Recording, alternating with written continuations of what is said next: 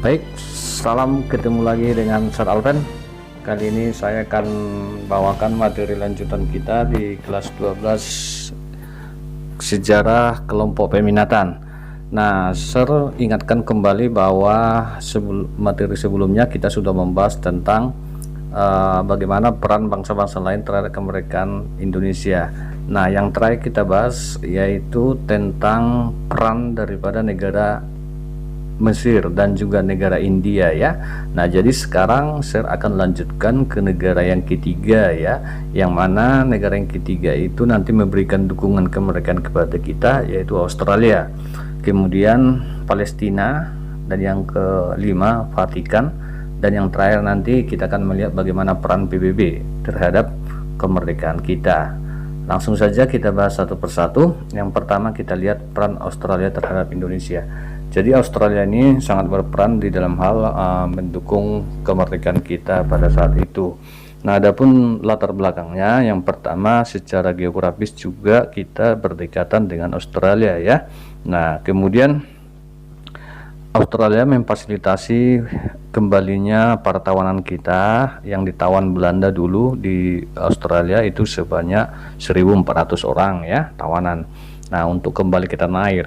Kemudian Australia juga berperan, kalau kalian anak-anak kami masih ingat kelas 11, di mana di saat terjadi agresi militer Belanda 1 tahun 1947, Australia dan India itu mengajukan resolusi kepada PBB atas permasalahan Indonesia dengan Belanda. Nah, kemudian atas dasar itulah nantinya Bapak Soekarno menunjuk Bapak Richard Kirby yang mewakili dari Australia untuk menandatangani perjanjian Renville ya anak ya. Nah, kemudian Partai Buruh Australia juga melakukan berbagai cara bagaimana mendukung kemerdekaan Indonesia. Kenapa? Karena sebenarnya Australia ini tidak luput dari sejarah.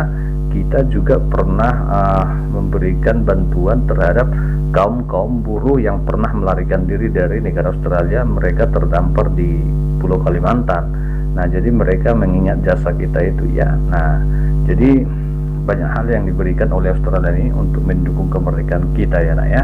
Nah, itu harus kalian ingat. Kemudian kita masuk ke negara Palestina. Nah, negara Palestina ini termasuk negara yang gencar mendukung atau memberikan dukungan kemerdekaan kita.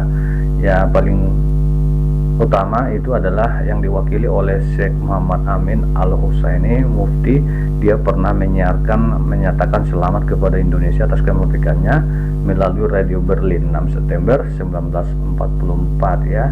Nah, begitu. Jadi walaupun sekarang Palestina dengan Israel itu masih bermasalah konflik, ya tetap kita sebagai negara yang mengingat sejarah harus mendukung daripada Palestina itu ya.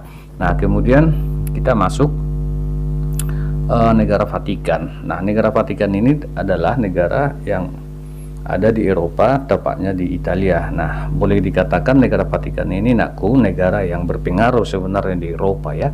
Jadi kita sangat berterima kasih atas datangnya dukungan dari negara Vatikan ini ya.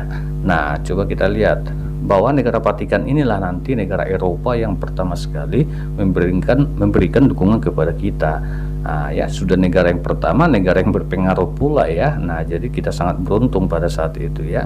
Nah, kemudian kita lanjut, kita masuk bagaimana sih pengakuan PBB terhadap Indonesia. Coba kalian perhatikan satu persatu. Pada tanggal 1 Agustus tahun 47, PBB meminta kedua belah pihak melakukan gencatan senjata dan menyelesaikan perundingan. Nah, ini maksudnya pada saat terjadinya agresi militer Belanda 1 ya, dimana nanti datanglah Amerika melalui kapal USS Renville-nya ya. Kemudian tanggal 4 Agustus ini PBB memperlakukan pemberhentian permusuhan oleh Komisi Konsuler. Dan setelah agresi militer Belanda 1, Dewan Keamanan PBB itu membentuk jasa baik atau yang disebut dengan Komisi 3 Negara ya. Nah, itu sudah langsung digagas oleh Amerika Serikat nanti ya melalui perundingan Renville. Nah, kemudian pemerintah RI mengutus Lambertus Nicodemus itu sebagai wakil tetap RI pertama di PBB ya. Nah, ia berperan besar dalam usaha mendapatkan pengakuan internasional kemerdekaan Indonesia, itu harus kita ingat. Kemudian Indonesia itu nanti secara sah itu diterima menjadi anggota PBB yang ke-60, itu tepatnya 28 September 1950 pada masa Kabinet Nasir itu ya nak ya. Nah, jadi disitulah kita pertama sekali. Jadi kita ada di urutan, bendera kita ada di urutan ke-60 lah di PBB ya. Nah, jadi inilah perjuangan-perjuangan para pejuang kita dulu untuk mendapatkan sebuah kemerdekaan, itu ternyata tidak segampang yang kita pikirkan ya anakku sekalian ya.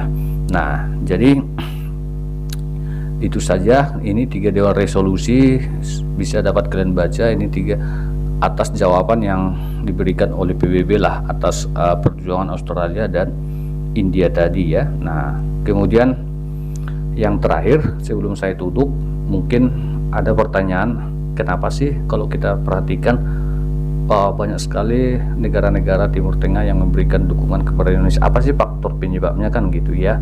Nah, ada 3 di sini. Yang pertama, persamaan agama yang dianut, yaitu agama Islam ya nak ya. Nah, kita kan mayoritas Islam. Yang kedua, banyak orang Indonesia yang pada saat itu sedang menuntut ilmu di Timur Tengah. Nah, jadi pemuda-pemuda Indonesia yang belajar ini sangat berperan di Timur Tengah. Mereka itu ibaratnya meminta dukungan lah kepada negara-negara yang ada di Timur Tengah gitu ya. Nah, kemudian yang ketiga, keadaan senasib pernah dijajah bangsa Barat. Nah, jadi kita sama-sama pernah mengalami penjajahan begitu. Nah, saya rasa itu materi kita, semoga bermanfaat apa yang saya sampaikan. Salam dari Sernya, terima kasih.